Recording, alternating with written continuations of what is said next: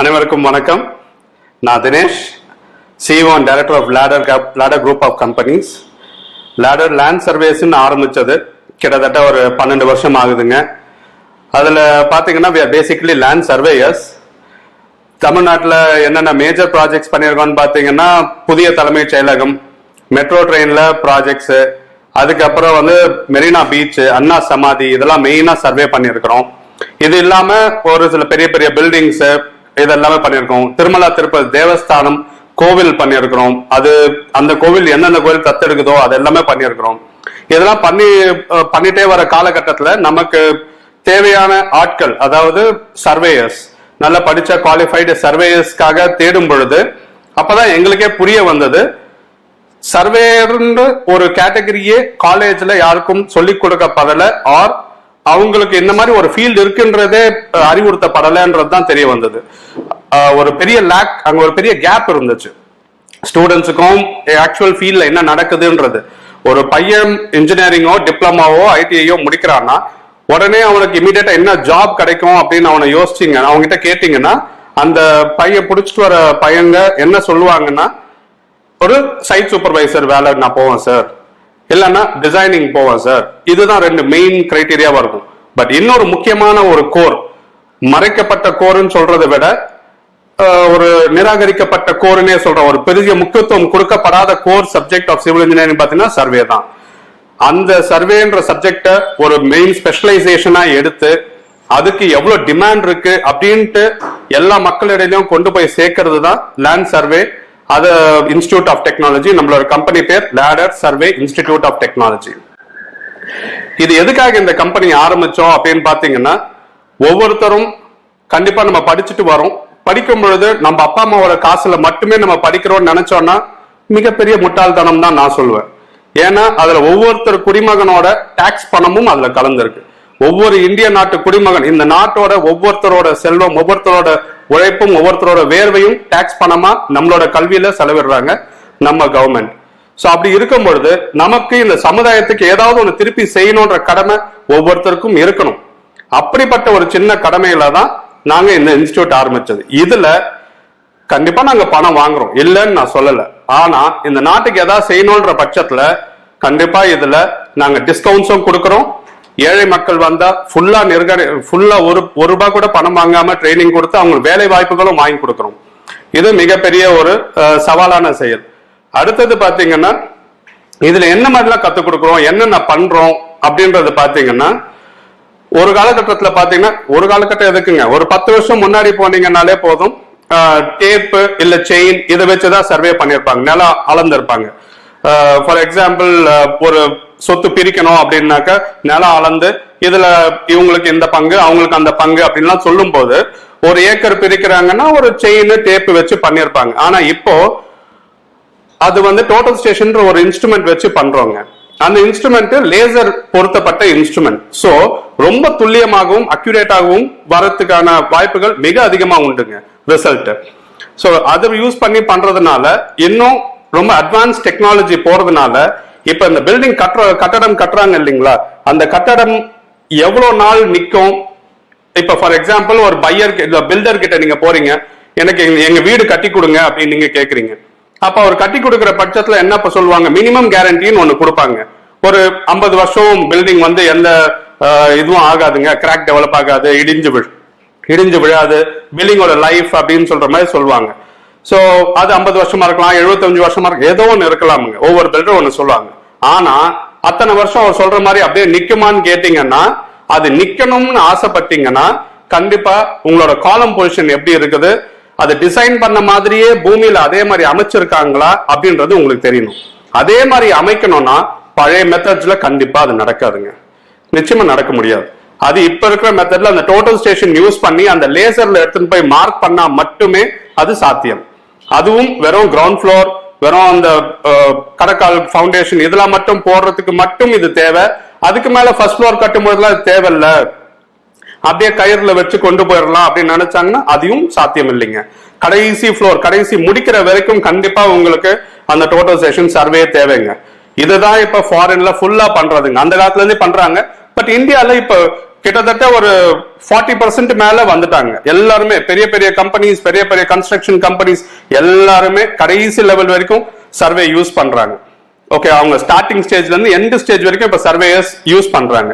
அவ்வளவு பெரிய ஒரு கோர்ஸுங்க இது, அவ்வளவு பெரிய ஒரு சப்ஜெக்ட், அவ்வளவு பெரிய ஒரு ஃபீல்ட். இதுல ஒரு என்ன, அதை நான் முன்னாடியே சொன்ன மாதிரி தலையெழுத்து என்னன்னு பாத்தீங்கன்னா, யாருமே இதுக்கு அவ்வளவு இம்பார்ட்டன்ஸ் கொடுக்காததுனால டிமாண்ட் ரொம்ப அதிகமாயிடுச்சுங்க சர்வேயர்ஸ்க்கு. உலகம் ஃபுல்லா பாத்தீங்கன்னா demand for surveyors is very huge. நாளுக்கு நாள் அது பெருகி கொண்டே தான் போகுது.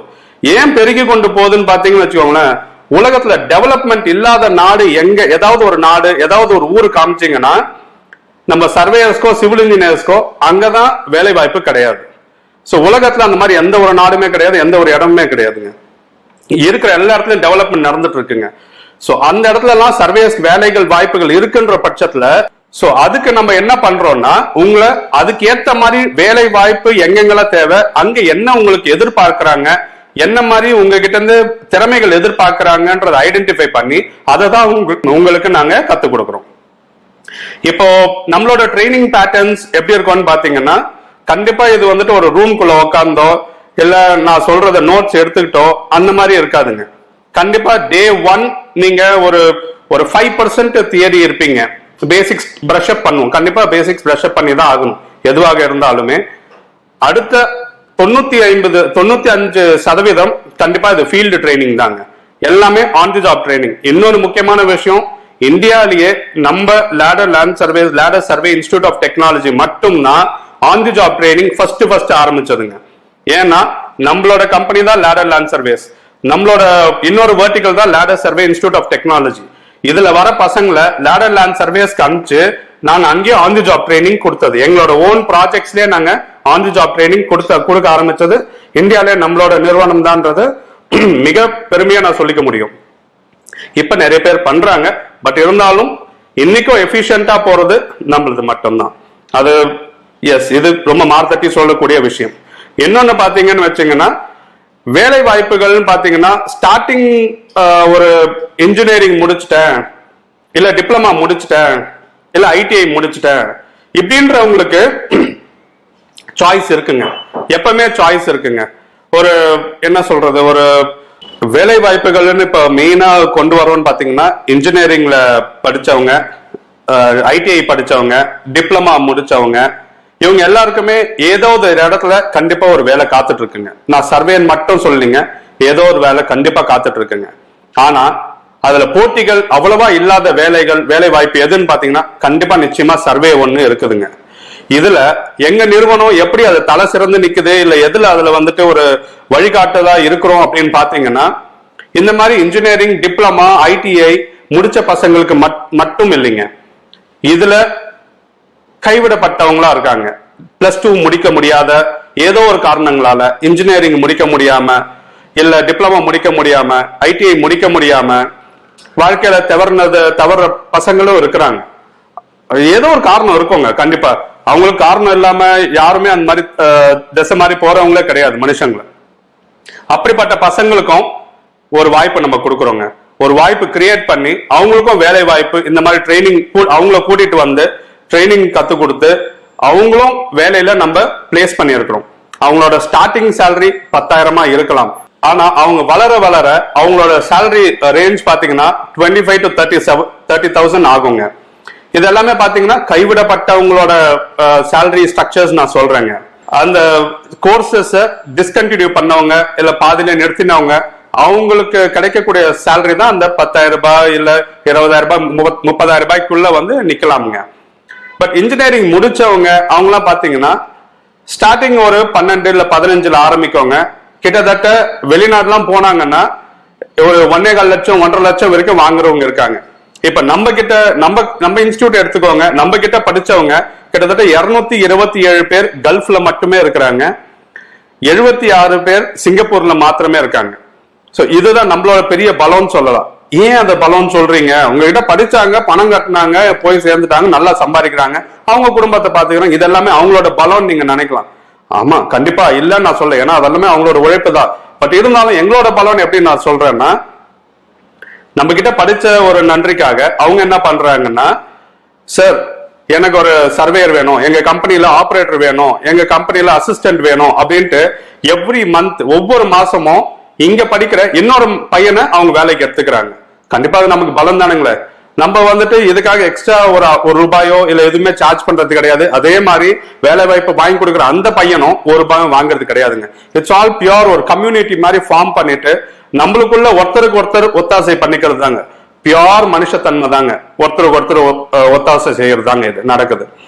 இதுல இப்போ நம்ம கோர்சஸ் படி நான் சொல்றேங்க. நம்ம கிட்ட படிக்க வரவங்க மொத்தம் 3 விதமா இருப்பாங்க. 3 கேட்டகரியா நம்ம பிரிக்கிறோங்க. ஒன்னு வேலை செஞ்சுட்டே படிக்கிறவங்க, இன்னொன்னு அதுக்கு அடுத்தபடியா இன்னும் கொஞ்சம் டீடைல்டா தெரிஞ்சுக்கணும்னு நினைக்கிறவங்க, அதுக்கு அடுத்தது நானே சொந்தமா தொழில் பண்ணணும் இல்ல வெளிநாட்டுல போயிட்டு வேலை வாய்ப்போட நான் நல்லா செட்டில் ஆகணும் அப்படின்னு நினைக்கிறவங்க, இல்ல இந்த டிஸ்கண்டினியூ பண்ணவங்க, இவங்க எல்லாருக்குமே அந்த 3வது கேட்டகரியில கொண்டு வருவாங்க. இந்த ஃபர்ஸ்ட் கேட்டகரி நான் சொன்ன மாதிரி ஒரு பேசிக் ஏற்கனவே வேலை செய்யறவங்க இன்னும் கொஞ்சம் தெரிஞ்சுக்கணும்னு ஆசைப்படுறவங்களுக்கு ஒரு 7 நாள் ஷார்ட் டேர்ம் கோர்ஸ்ன்னு சொல்லிட்டு 7 நாள்லயே கத்துக் கொடுக்குற அளவுக்கு நம்ம ஸ்பெஷலைஸ் பண்ணியிருக்கோம். இந்த 7 நாள்ல கத்துக் கொடுக்க முடியுமா, இதெல்லாம் சும்மா பேச்சு தானே அப்படின்னு நினைக்கிறவங்களுக்கு நான் சொல்றேன், எங்களோட கேரண்டி எப்படின்னா, இது அஷூரன்ஸ் கிடையாதுங்க, கேரண்டி எப்படி இருக்கும்னா, நீங்க ஃபீஸ் பே பண்றீங்க, 7வது நாள் ஒரு சர்வே பண்ண முடியல இல்ல எனக்கு இது தெரியல அப்படின்னு சொல்லிட்டீங்கன்னா எவ்வளவு ரூபாய் கட்டினீங்களோ 1 ரூபாய் பாக்கி இல்லாம திருப்பி உங்களுக்கே தரப்படும். அது 1 ரூபாய் நம்ம எடுத்துக்க மாட்டோம். That is the guarantee. நம்ம இன்ஸ்டிடியூட்ல மட்டுமே அது நடக்குது, வேற எங்கேயுமே அது கிடைக்காதுங்க.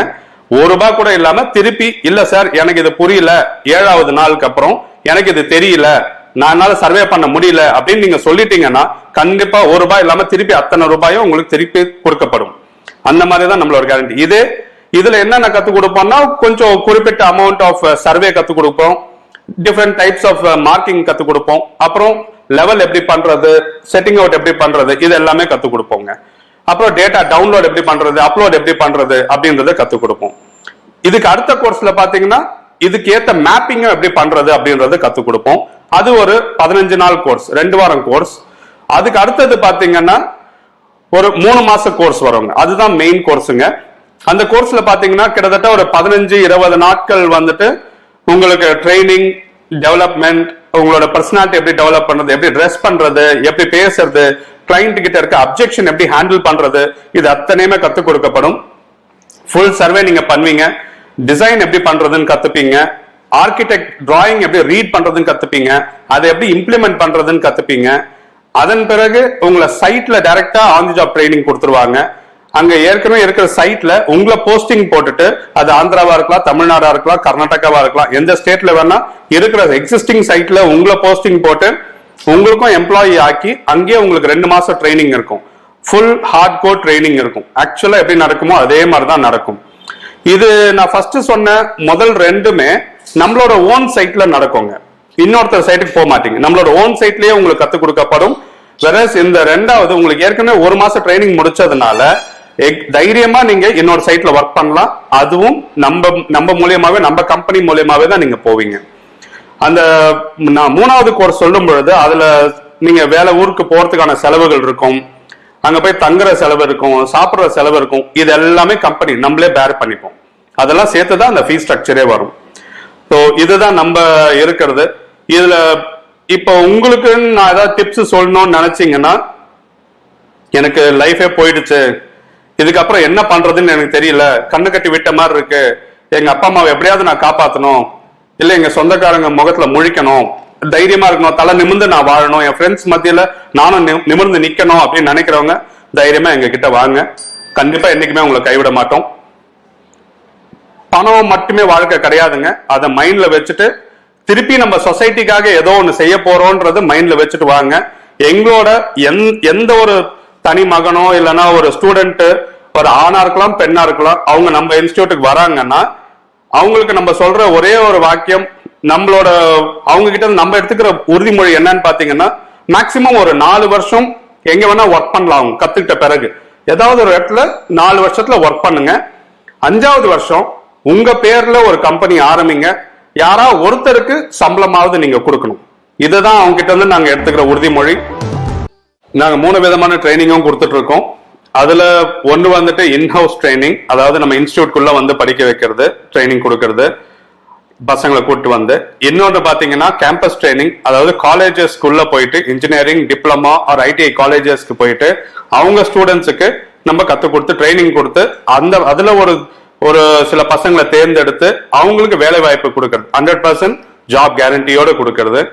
அடுத்தது பாத்தீங்கன்னா கார்பரேட் ட்ரைனிங்ஸ், அதாவது கன்ஸ்ட்ரக்ஷன் கம்பெனிஸ் இல்லைன்னா பில்டர்ஸ், இவங்கள கார்பரேட் இருக்காங்க இல்லைங்களா, அவங்க வேலைக்கு எடுக்கிற ஆட்களை நம்ம போய் ட்ரைனிங் கொடுப்போம். சர்வே ஃபீல்ட்ல அவங்களுக்கு ட்ரைனிங் கொடுத்து அவங்கள இன்னும் கை தேர்த்தியே பண்றது தான் இந்த கார்பரேட் ட்ரைனிங்ன்றது. இது மூணுமே நாங்க சேர்ந்து பண்ணிட்டு இருக்கோம். காலேஜஸ் மட்டும் பாத்தீங்கன்னா கிட்டத்தட்ட 126 காலேஜஸ் நம்ம MOU சைன் பண்ணிருக்கோம், மெமரண்டம் ஆஃப் அண்டர்ஸ்டாண்டிங் சைன் பண்ணிருக்கிறோம். கிட்டத்தட்ட 5 வருஷத்துக்கு 3 வருஷத்துக்கு இந்த மாதிரி சைன் பண்ணிருக்கிறோம் அவங்க கூட.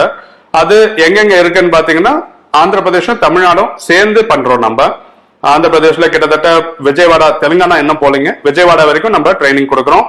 அதே மாதிரி தமிழ்நாடு ஃபுல்லா பண்றோம். ஸோ இதெல்லாம் காலேஜ் கேம்பஸ் ட்ரைனிங்னு சொல்றது. காலேஜுக்குள்ள போயிட்டு காலேஜ் அவங்களுக்கு ட்ரைனிங் கொடுத்து ஸ்டூடெண்ட்ஸுக்கு, ஃபைனல் இயர் ஸ்டூடெண்ட்ஸுக்கு ட்ரைனிங் கொடுத்து அவங்களுக்கு வேலை வாய்ப்பு கேம்பஸ் பிளேஸ்மெண்ட்டும் கொடுக்கறது தான் நம்மளோட முக்கியமான ஒரு அங்கமா இருக்குதுங்க.